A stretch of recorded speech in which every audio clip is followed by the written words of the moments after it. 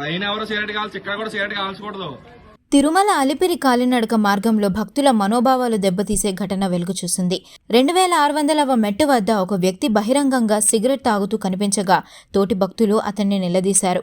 శ్రీవారి కొండపై ధూమపానం నిషేధమని, తనిఖీలు దాటి సిగరెట్ ఎలా తెచ్చావని ప్రశ్నించగా అతడు ఏమాత్రం లెక్క చేయకుండా నిర్లక్ష్యంగా సమాధానమిచ్చాడు. ఈ దృశ్యాలు సోషల్ మీడియాలో వైరల్ అవుతున్నాయి.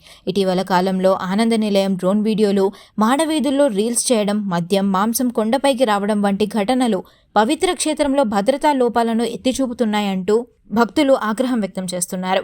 భక్తి క్షేత్ర పవిత్రతను దెబ్బతీస్తున్న ఇటువంటి వారిపై కఠిన చర్యలు తీసుకోవాలని నెటిజన్లు, భక్తులు డిమాండ్ చేస్తున్నారు.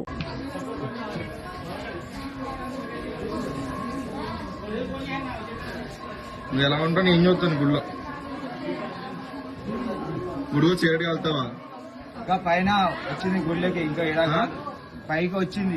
పైకి రావడం ఏంటి? ఇంకా పైన ఎవరో సిగరెట్ కాల్చరు. స్నానాలు చేసి పోవాలి. ఇంకా పైన ఎవరో సిగరెట్ కాల్చి ఇక్కడ కూడా సిగరెట్ కాల్చకూడదు.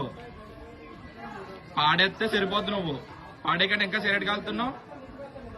గుడంగా ఉన్నారు. ఏమనుకుంటున్నారు మీరు? లేదన్నా పైన పోలీసులు రావాలి, ఖచ్చితంగా రావాలి. చూడండి, అదిగోండి.